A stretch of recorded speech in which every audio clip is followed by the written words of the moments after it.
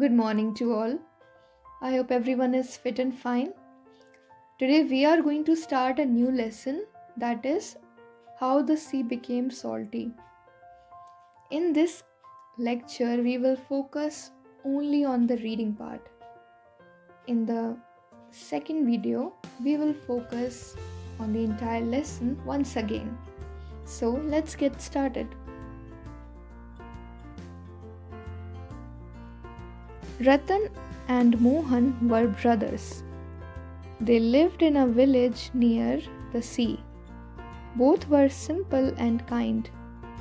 Their parents had died, so Mohan, the elder brother, treated Ratan like his son.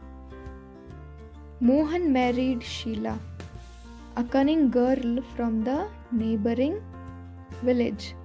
He had thought that she would take care of both of them and the house. But Sheila did not like Ratan.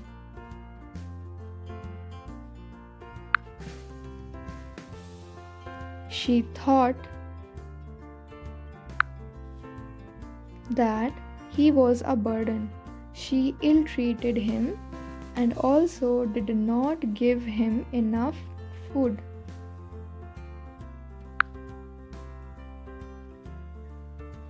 Ratan never complained to Mohan.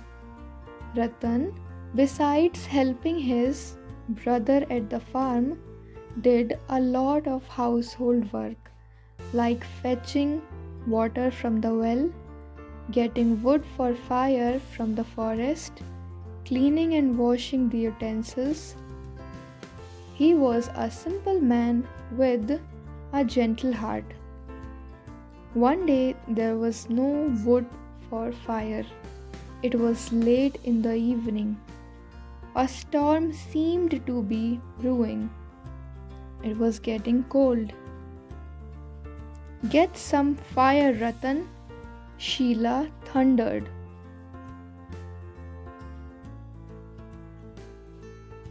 "We have enough for today. May I please go tomorrow?"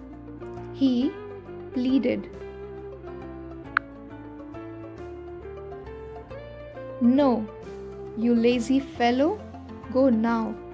I pray you never come back," she said menacingly. Left with no choice, he picked his axe and wandered deep into the forest. It started raining. He was hungry and cold. He saw some light at a distance. He went towards it. His eyes widened in surprise. Some doves were holding hands and dancing around a bonfire. They were merrily singing, "Jampa, Jampa, we come from the town of Tampa. Anyone who sees us will become rich and thank us." Ratan was mesmerized. It was like a fairy tale. The weather had become chilly. The fire in the bonfire seemed dull. Ratan put the wood he had cut into the fire. He hid behind a bush and watched them. Suddenly, a dwarf saw him putting wood into the fire. All of them came near him.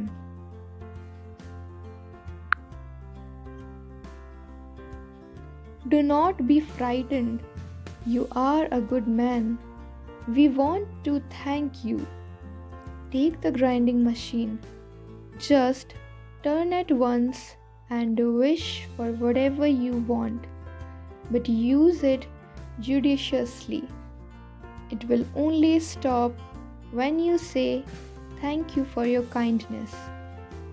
So saying, they handed him a small grinding machine and disappeared.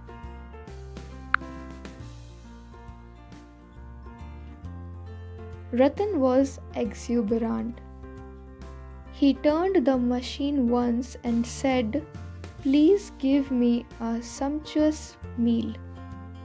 A meal fit for a king appeared.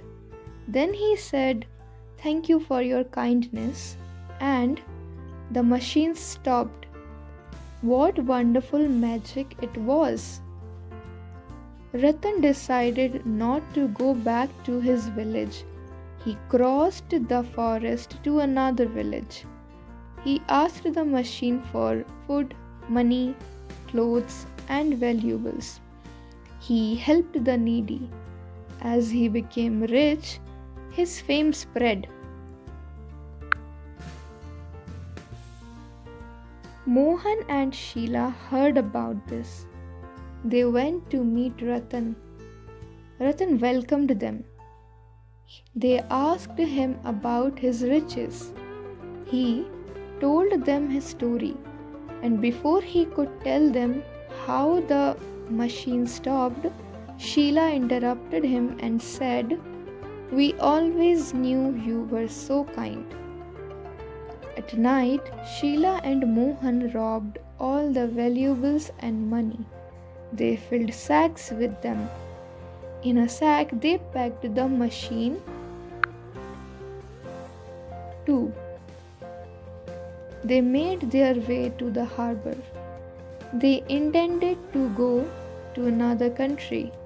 The captain of the ship asked them, "Who are you and what is in the sacks?"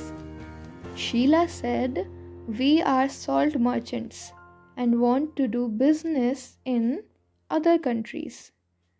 At night, after they had sailed, the cook informed the captain that they had forgotten to load salt.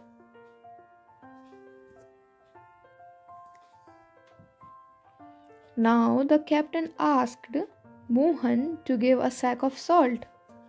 Mohan and Sheila were cornered. They turned the machine and asked for salt. The machine started churning salt. It would not stop. Salt started filling their cabin. They were frightened. They said, "Stop! No, no, no! Enough!"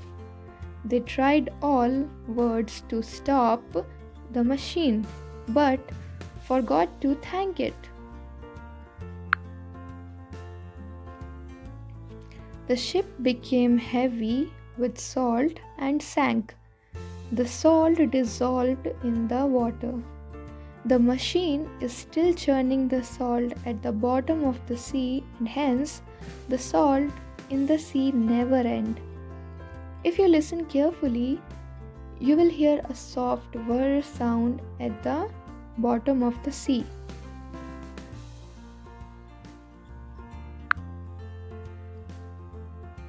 Thanks for watching. Have a nice day ahead.